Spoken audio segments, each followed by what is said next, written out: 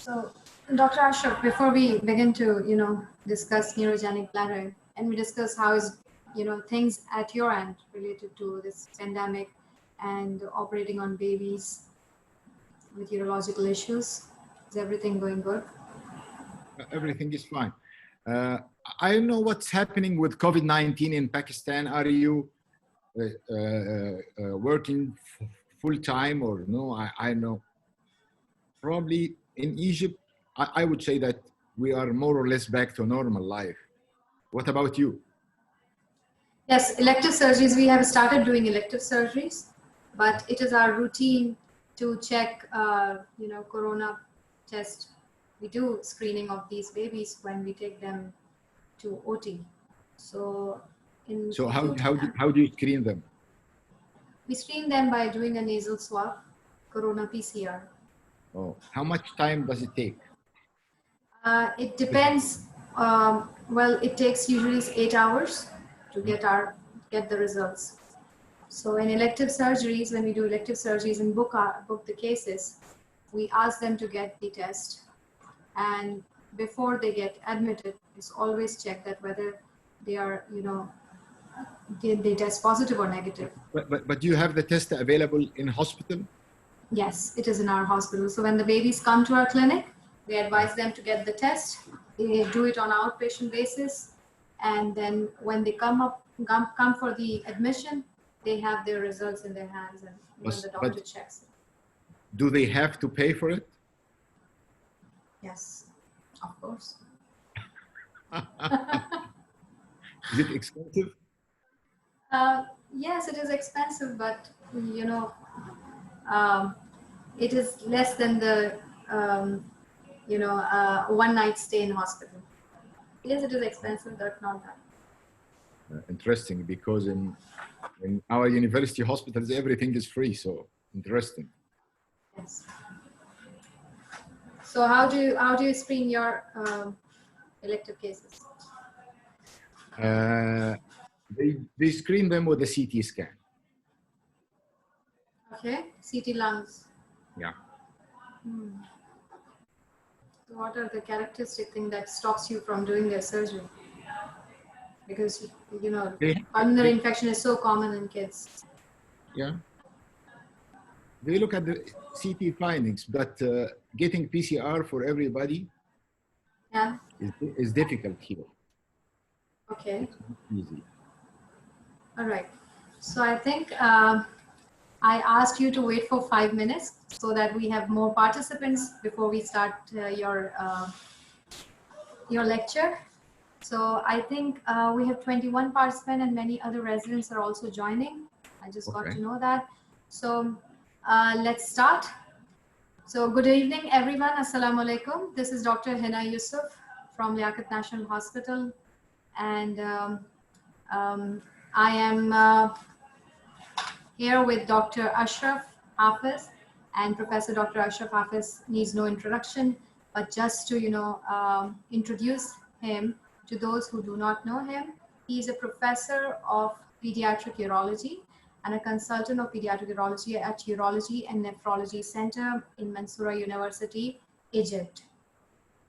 And after doing his specialization in and getting a master's degree in urology from Mansoura Faculty of Medicine, he went to Toronto in Hospital for Sick Children in year 2001 and did his clinical fellowship in pediatric urology. And since then, all his academic activities and all his clinical activities are limited to pediatric urology. I am really privileged to have you here, Dr. Ashraf Hafez, and I welcome you on this forum. Good afternoon. Thanks, Hina, for the kind introduction. It's my pleasure to be with you, my friends in Karachi. Hina, yourself, and the other colleagues. It has been my pleasure to be in Liaquat National Hospital. I guess it's last year or 2 years ago. I guess it was last year. Yes, last year. It was a privilege. In 2019. And I enjoyed the visit, and it was very interesting to share knowledge and surgical skills with all of you. It was a very nice visit. So Thank you very much. I will cover the main topic when it comes to neurogenic bladder, which is myelomeningocele. That's the most important topic for neuropathic bladder in children facing us. We can see some cases of sacral agenesis, trauma, but most people that we see are usually myelomeningocele patients.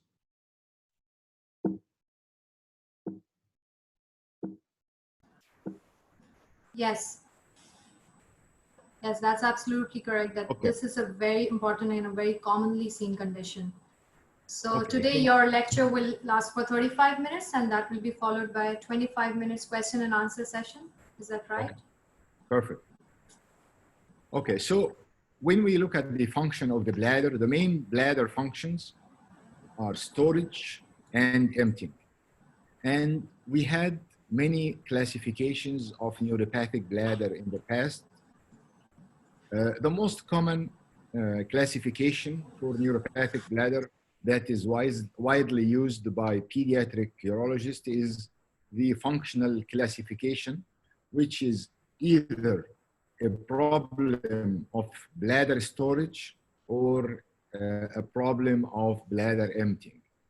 And as you see during bladder filling, the bladder itself, the detrusor muscle is relaxed till normal desire to void, then the bladder contracts under the effect of the parasympathetic pelvic nerve.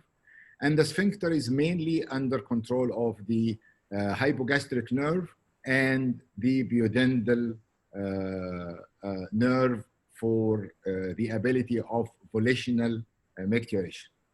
There are two important terms. There is voiding dysfunction in children, which includes many subtypes: lazy bladder syndrome, overactive bladder, and Henman syndrome. These are completely different topics from the term neurogenic, or a better form, neuropathic bladder. So neuropathic bladder is a functional bladder problem secondary to a neurological lesion. So without a neurological lesion that we can diagnose, we can never label a patient as neuropathic bladder. Other patients with something like a neuropathic bladder without a neurological lesion, we call them non-neuropathic bladder, or an example, the famous example for that is Henman syndrome. So when we classify neuropathic bladder, it's either because of a problem of the sphincter or problem of the bladder. So we might have variations. The bladder might be overactive, thick-walled, with an overactive sphincter, which is something that we call detrusor sphincter dyssynergia. The bladder and the sphincter are contracting at the same time.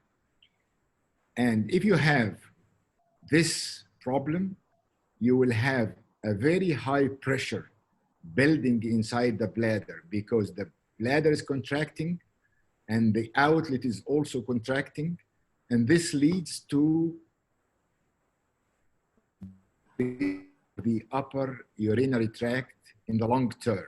It will lead either to reflux or obstruction of the lower end ureters by the thick-walled bladder, and in both ways, it would lead to deterioration of upper tract or renal function. The other example is the hypoactive bladder with an overactive sphincter. We see these sometimes in patients with sacral agenesis, and the best example in patients with diabetes. And we have seen girls or boys with juvenile diabetes at the age of 15, 16-year-old, they develop this, and this would lead to retention with overflow. The other example is both the bladder and the sphincter is hypoactive, And if you have this type of anomaly, the patient will be leaking all the time because there is no sphincteric activity with a thin-walled bladder. The last type is an overactive bladder with an hypoactive sphincter. And in these patients also, the patient will be leaking all the time. When we look at patients with myelomeningocele, there are important factors when it comes to their bladder function that we need to know. 95% of patients born with myelomeningocele would require CIC or clean intermittent catheterization. This is a fact. The majority of patients with myelomeningocele would require clean intermittent catheterization. If patients with myelomeningocele are left without CIC, 2/3 of them would show upper tract deterioration. And 2/3 of them would require surgery for urinary control. We are planning to have spina bifida clinic. The spina bifida clinic, or the multidisciplinary clinic, is present in North America and Europe.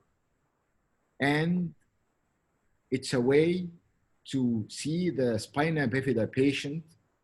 And most of these are handicapped patients. So we see them in one clinic with different subspecialties to make it easy for the patient and for better care for these patients. And the team should include a pediatrician, pediatric urologist, pediatric orthopedic surgeon, neurosurgeon, nurse, and a social worker. So in our practice and in most centers in North America,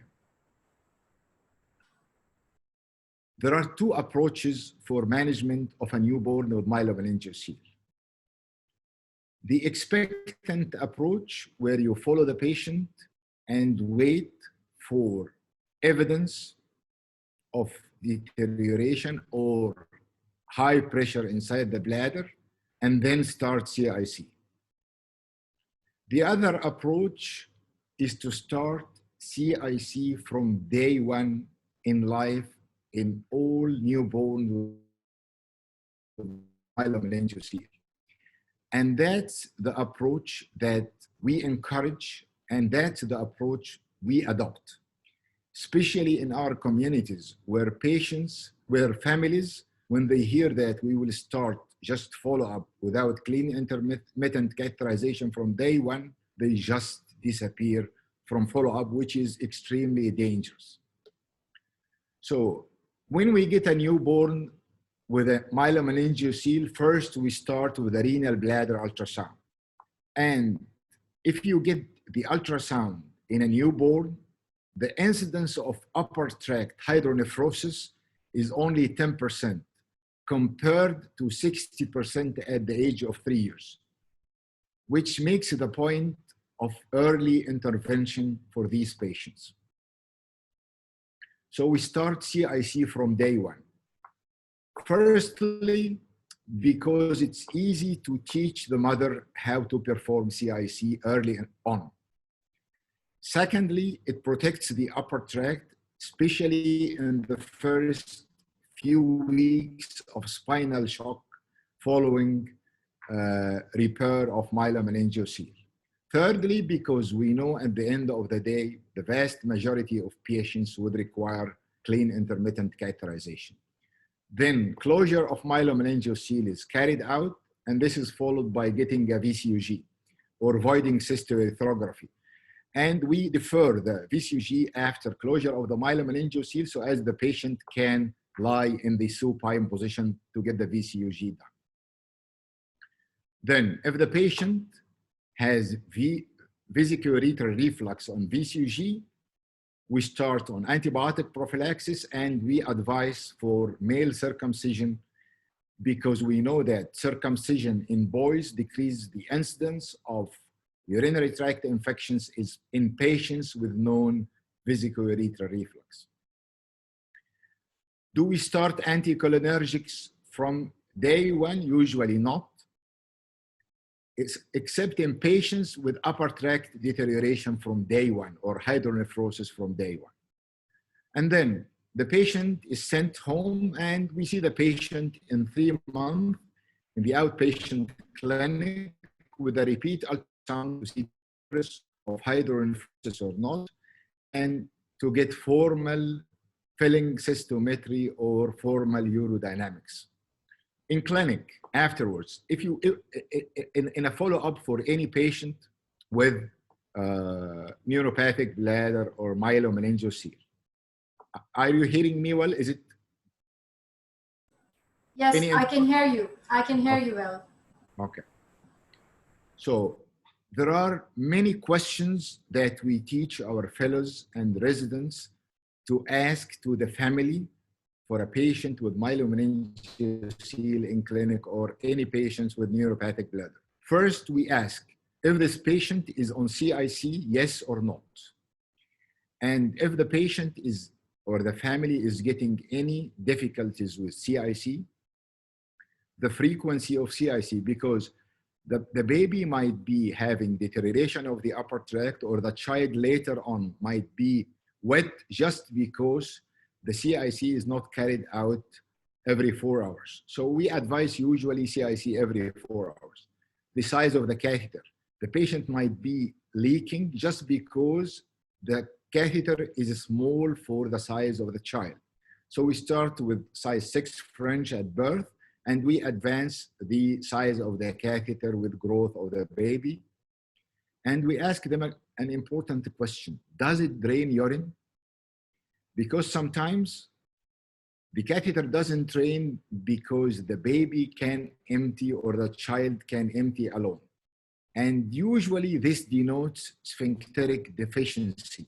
And this is a small subgroup of patients who will not require clean intermittent catheterization. Patients that are emptying all the time because the sphincter is weak. And these patients would not benefit from CIC to keep them dry. Then we ask whether the patient is on anticholinergic, yes or no, and the dose of anticholinergic, because if the upper tract is bad or the child is wet, we can increase the dose of anticholinergic. The third question, whether the child is dry or not. And if the child is wet, we ask, what's the time between catheterization and wetness? If it's wetting all the time, this denotes sphincteric deficiency. If the child is wet 3 hours after catheterization, we might increase the frequency to every 3 hours or increase the dose of anticholinergics. We ask about febrile UTIs because this might denote high pressure inside the bladder. And very important question, constipation, because management of constipation is important, and a full rectum with feces at all time will impede bladder filling and might cause high pressure inside the bladder. The usual workup for a patient with myelomeningeal or neuropathic bladder: ultrasound, renal bladder ultrasound for hydronephrosis and bladder wall thickness. And this issue of bladder wall thickness is very important. A thick-walled bladder would mean high pressure inside the bladder and a risky bladder. And this patient will need CIC, high dose of anticholinergic, and if this doesn't improve on CIC and anticholinergics, this patient might need something more than that. The VCUG, or voiding cystourethropy, we look at the bladder, the shape of the bladder, and whether there is reflux or not. The formal urodynamics or filling cystometry, and we look to bladder capacity below 20 centimeter water and the detrusor leak point pressure. And as urologists, we have this famous Maguire formula. If the detrusor leak point pressure is above 40 centimeter water, this is risky for the upper tract and will cause renal functional deterioration. So then the patient is is usually on CIC, anticholinergics, and if there is reflux, only if there is reflux. And the usual follow-up is every 3 months in the first 3 years and every 6 months thereafter. The frequency is high in the first 3 years because changes in the dynamics of the bladder with growth of the child.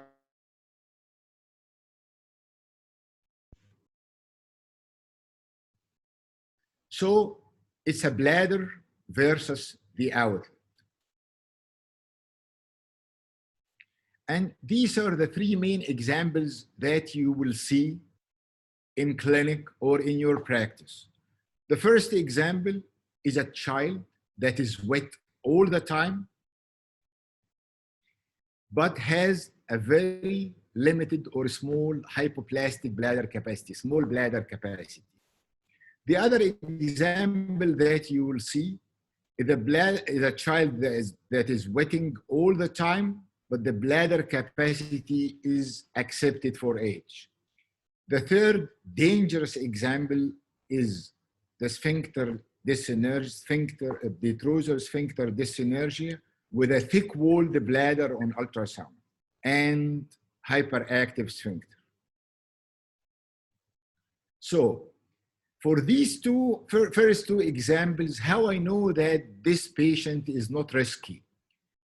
The kidneys will be normal or no hydronephrosis on ultrasound, and the bladder is thin-walled on ultrasound, and on a VCUG, the bladder is smooth-walled with an open bladder neck and no reflux. In these patients, there is no risk to the upper tract. The main problem of these patients is wetting all the time.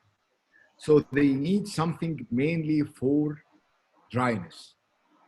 This example with thick-walled bladder on ultrasound and bilateral hydronephrosis because of a high pressure inside the bladder and bad bladder on a VCUG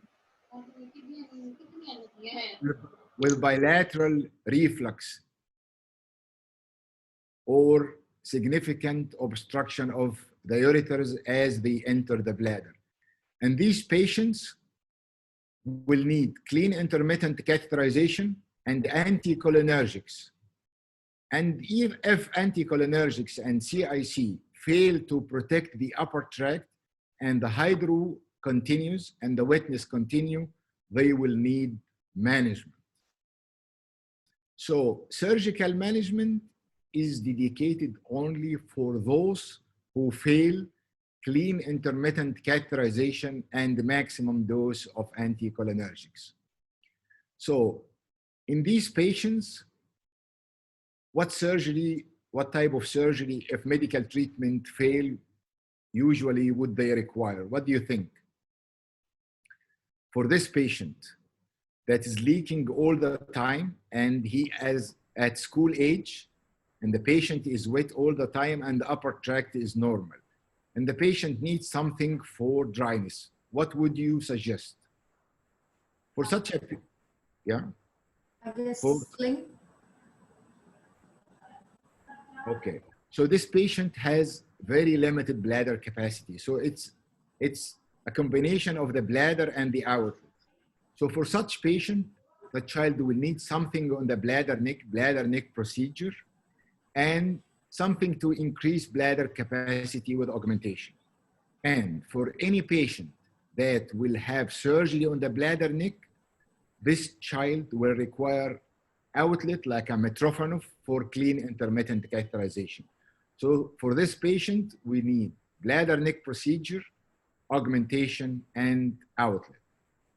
While in this patient, this child will need bladder neck procedure without bladder augmentation and a continent outlet for catheterization.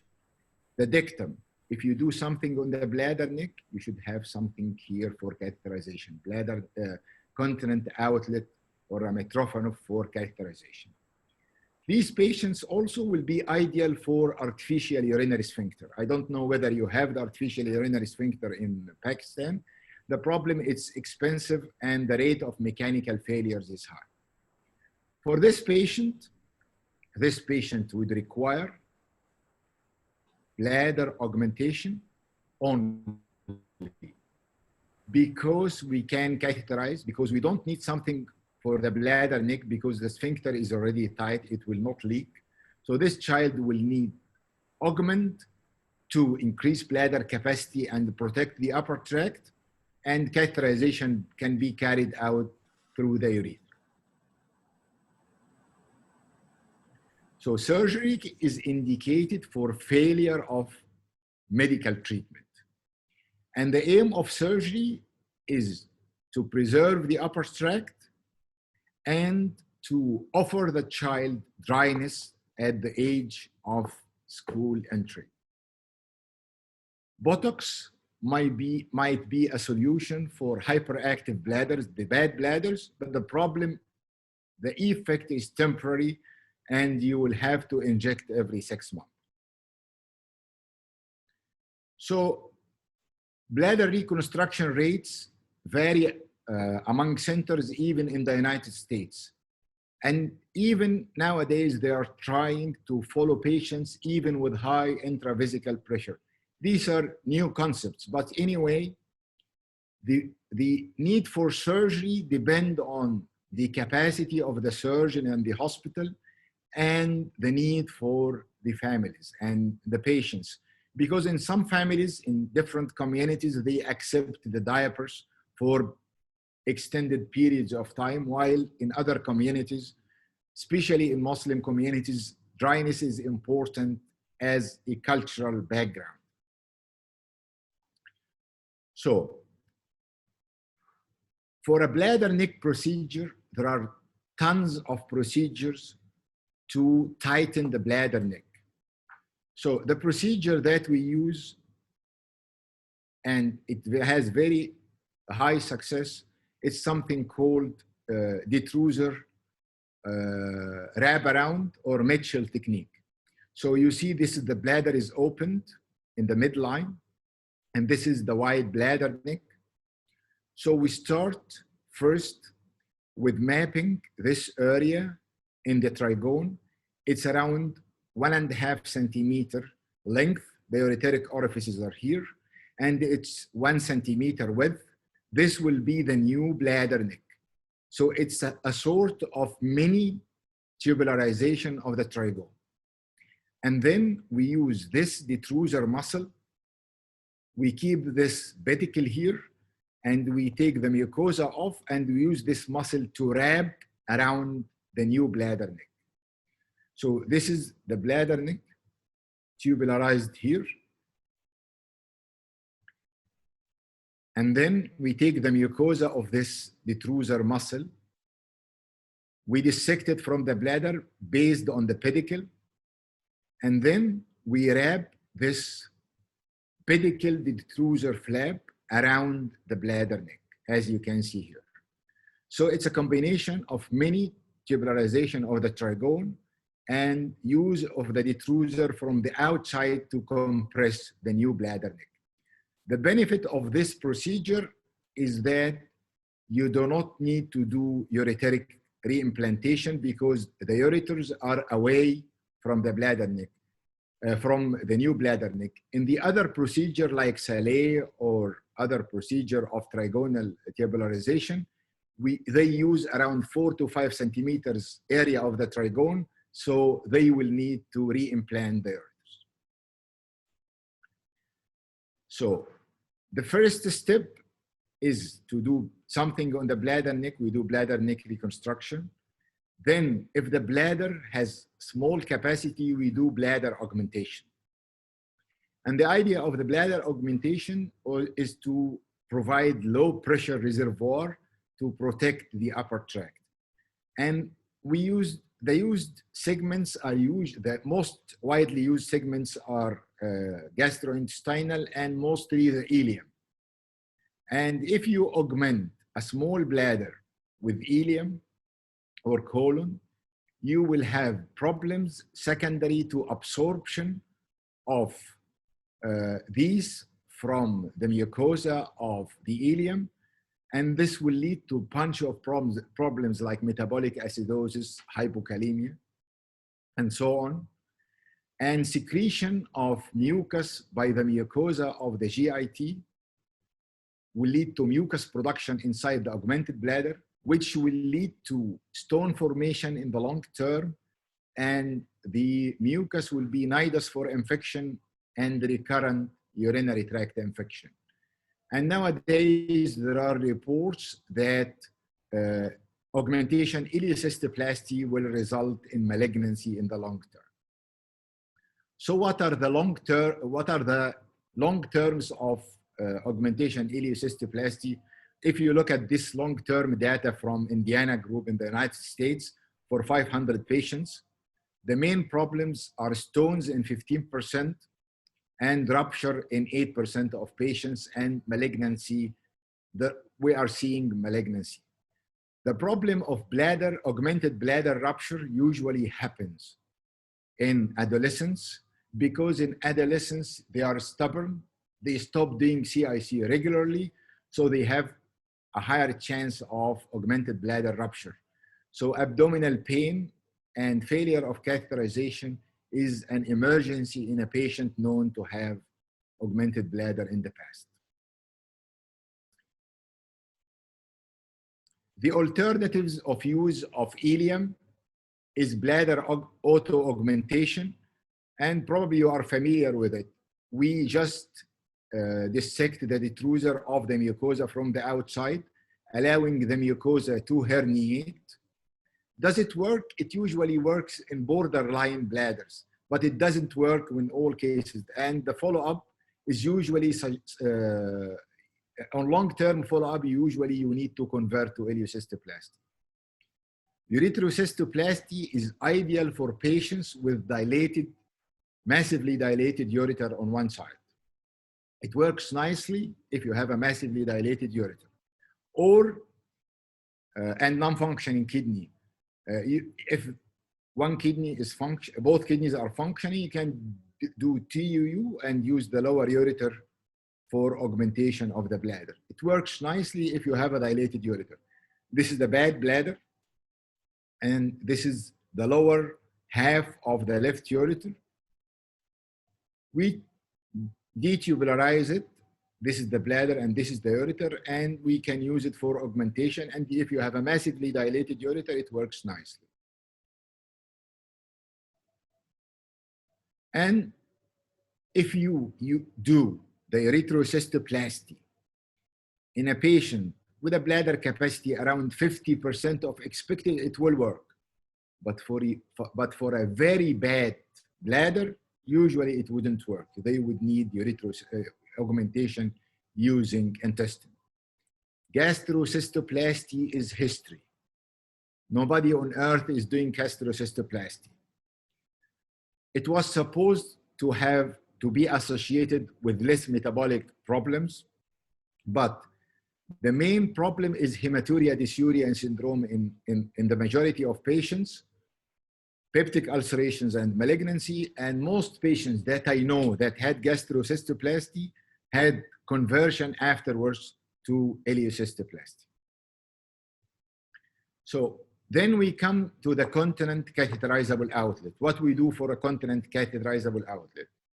Everybody knows the Mitrofanoff principle when you use the appendix as an outlet with a tunnel inside the bladder to the belly button.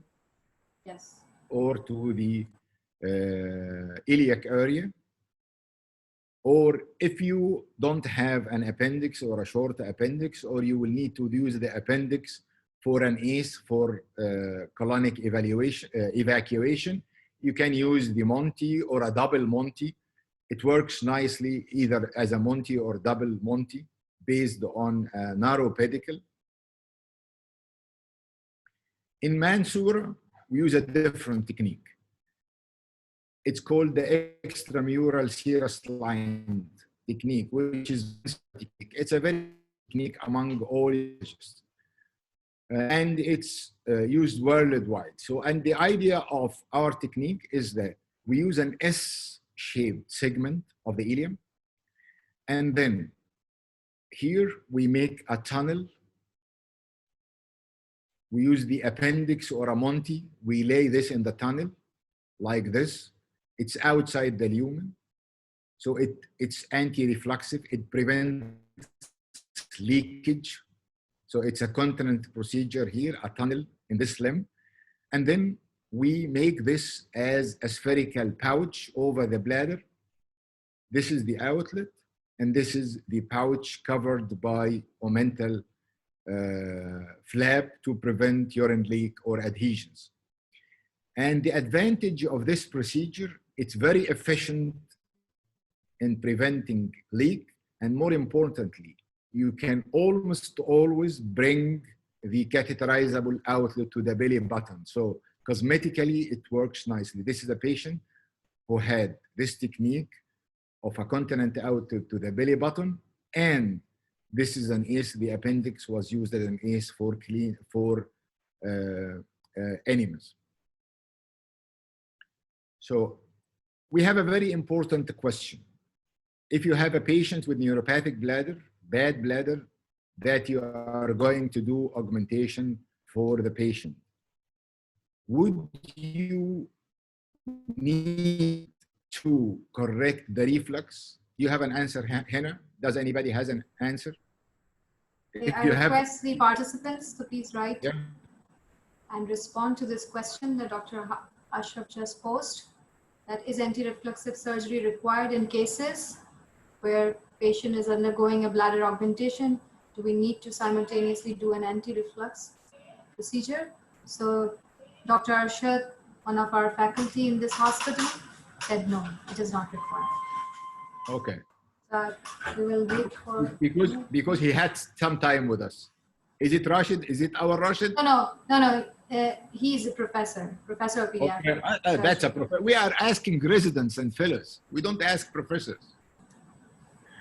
Okay. So the message to residents and fellows is that reflux is secondary to a bad bladder. So the management is to lower the pressure inside the bladder. This way the reflux will improve. So the management is the bladder, whether anticholinergic, CIC, or augmentation later on. And thus the reflux will resolve spontaneously in more than 90% of patients. And we have published this in urology some years ago. So at reflux in a patient with neuropathic bladder or a valve patient, in the past 20 years ago, we used to correct reflux in patients with valve bladders and neuropathic bladder.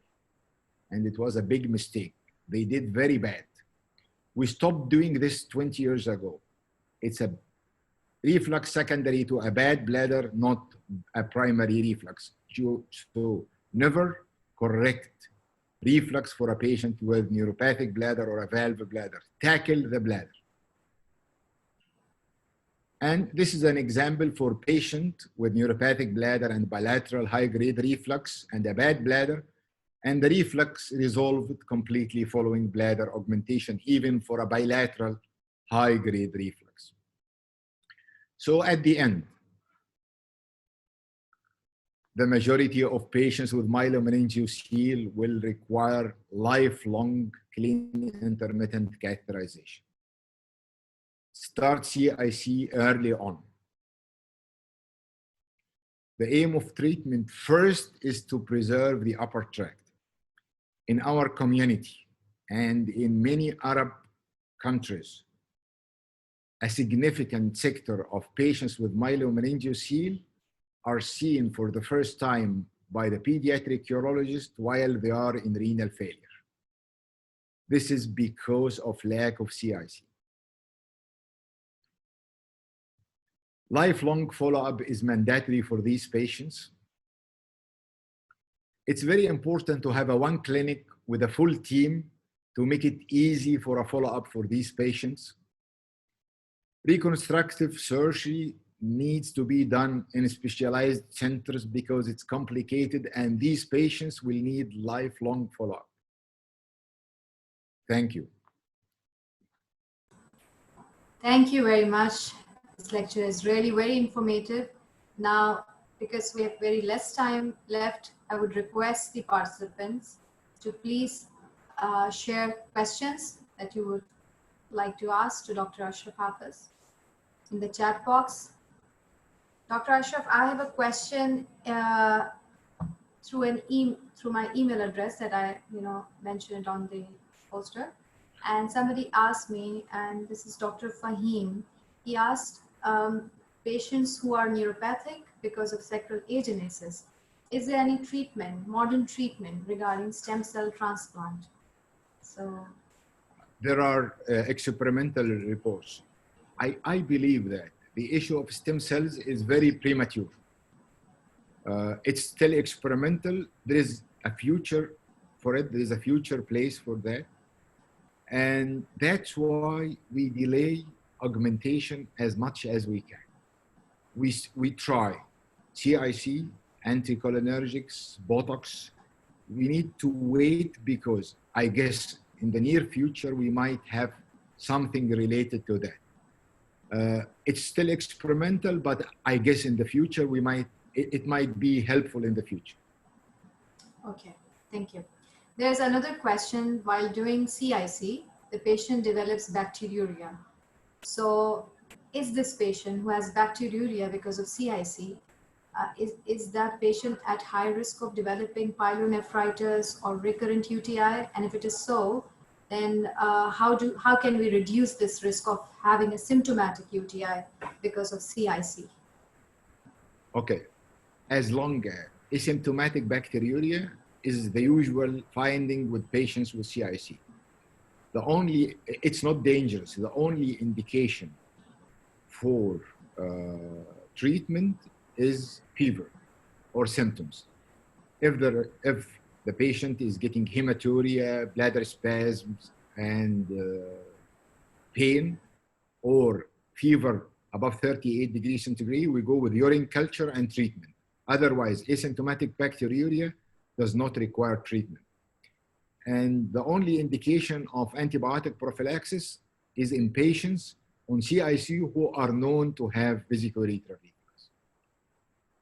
Thank you. So there's a question in the chat box from Dr. Elahi Baksh Rohi. He's asking, is bladder neck reconstructive surgery necessary for all neurogenic bladder or only for those who have got a weak neck, bladder neck? Who have what? Is it required for all neuropathic bladders or only for those who have got a weak bladder neck? Okay. So bladder neck procedure is only for patients with sphincteric deficiency and very low detrusor leak point pressure. How do you know them? If you don't have a feasible urodynamics in your department, can we diagnose them? Yes. You will have a patient that is wet all the time. It's usually carried out at the age of 6, 7-year-old when the child is wet and wants to go to school and wants to get out of the diaper. So it's a child that is wet all the time. You try CIC and the catheter doesn't drain because the child is wet all the time. And you get an ultrasound that shows no hydronephrosis and very thin-walled bladder on ultrasound. And you get a VCG. You will have a smooth-walled bladder and wide open bladder neck on a VCG. Sure, urodynamics will show you very low detrusor leak point pressure, but all of these stigmata can point to patients with weak sphincter, and these patients will not require procedure. These patients would require a procedure at the bladder neck. On the other hand, if you have a patient that is wet all the time because of the main problem is a bad bladder, you will have bilateral hydronephrosis on ultrasound. You will have a very bad bladder. You will have a very thick-walled bladder on ultrasound. You will have a bad bladder on a VCG. You might have reflux also. So all these findings point to that the outlet is not a problem, and there should be a pressure in the outlet for this back pressure to build up, so these patients do not require something at the bladder. I remember the slide that you showed in your presentation. Okay. where you showed the ultrasound findings and the radiological images for the condition of the bladder. That's great. So Dr. Jasim is asking, what is the best age for augmentation of bladder? It's a very good question. Usually, at school entry, age of 6, 7 year old, because I think it's very difficult for a child to go to school in diaper. So school age of 6, 7 is fine, provided that the child can use his hand to do clean intermittent catheterization. Okay. So Dr. Professor Arshad is asking, is there a role of Creddy's maneuver pressing bladder against the abdominal wall to empty bladder in neonatal period? This is history. I would never recommend it. This is very dangerous. I know that it was done in the past. I know that a lot of my even very good professors do it, but I think it's a past. I feel it's dangerous. Okay. So there's a question from Ihab Rafat. She's asking, are you trying medical TTT in an acontractile bladder with active sphincter? No. So the another question from Dr. Arshad is, what age you recommend bladder augmentation? Is the age or clinical parameters the decision makers? You just respond to that question earlier. Or are there any clinical parameters that dictate this decision? So we do bladder augmentation in two different scenarios. We do bladder augmentation for dryness in a patient with weak outlet. In these patients, the upper tract is perfectly normal. So there is no risk of renal functional deterioration. So we can delay this as long as the family is accepting the diaper. So we keep this to the family to decide with what age do they need the child to be dry. So the other setting is doing it for progressive deterioration of the upper tract because of a very bad bladder. So we have a bad bladder, bilateral hydro. The patient is on the maximum CIC and anticholinergics, and still there is deterioration of the upper tract. So we do it at that time of age to protect the upper tract. So we do it at an earlier age. Okay. So there was a question related to urodynamics. Do you recommend doing urodynamics during the neonatal period as a baseline study? Or during the infancy, like at 3 months of age? No, because it's difficult to put the patient in supine position early on to do urodynamics before closure of the myelomeningeal seal. And after closure of the myelomeningeal seal in the first few weeks, you do not know the actual data on the bladder because the effect of spinal shock following closure of the myelomeningeal seal might be there. So the baseline is usually at the age of 3 months following recovery of the bladder from spinal shock. All right. So there's a question from Dr. Elahi. He's asking if patient is having high-grade reflux with a small capacity, high-pressure bladder, it needs ureteric reimplant along with augmentation, or VUR will relieve with augmentation of bladder. You responded to this question during your presentation, but there's a participant who is asking whether ureteric reimplantation is important in cases of augmentation of bladder or not. It's not. So Dr. Arshad is again asking a question. One major problem we face in our culture is acceptance of stoma, although it is hidden, and another problem is refusal to do CIC.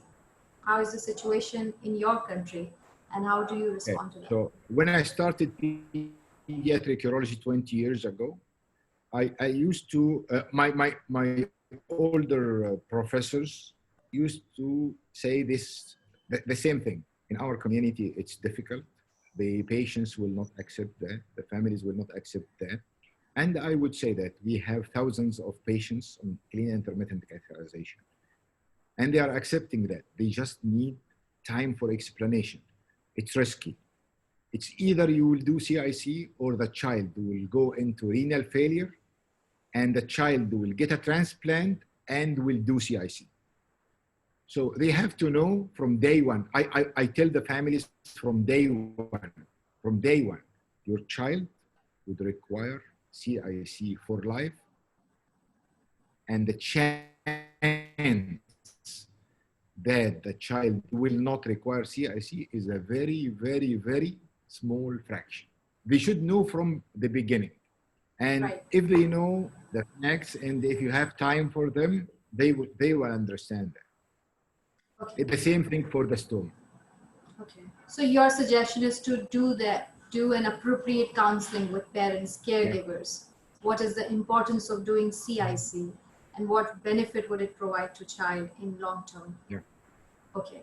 That's absolutely wonderful. And is there any other question? So related to malignancy in augmented bladder, Dr. Ashraf. So what is your experience in that, managing these cases? I'm still too young to see cases. Probably when I get old, I will see. But there are reports on malignancy with augmented bladders. Is it because of the bladder, or because of the augmented segment, or because of the interaction between both the urothelium and GIT mucosa together in the same setting? I don't know a good answer for that. But at the end of the day, there are reports that augmentation, ileocystoplasty or cholecystoplasty or even gastrocystoplasty, and using gastrointestinal segments for bladder augmentation is associated with malignancy in the long term. What's the actual percentage and how much time does it take? I don't know. Nobody knows a good answer for that. But it takes very long time to develop. And I think that we might have a future of stem cells, tissue engineering for that, but still there is a chance. Okay. I'm not receiving any question in the Zoom group chat, but I think that everybody understood what you have explained in your presentation, and it was very well accepted by all the participants. It's my pleasure. It's fun to be with you at any given time. We are very good friends, and I enjoyed your hospital. And it's good to have these meetings, Zoom meetings for education for everybody. It's my pleasure. And if you need me at any time, I'm around. Thank you very much, Dr. Ashraf. Thank you so much. Take care. Bye. Take care all. Okay, everybody. So we are leaving this session. Thank you for participating in this activity. And we would see each other in another Zoom meeting on some other pediatric urology topic. If you have any, interesting topic where you need some discussion from an international faculty, please do write me on my email address that you see on the poster. Thank you very much. I'm writing my email address on the group chat portion also. Okay. Take care. Bye.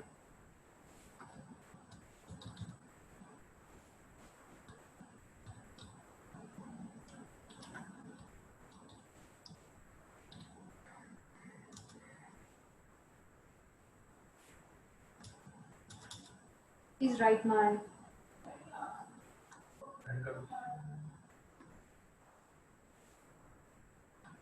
पहले आप मेरा email address लिखिए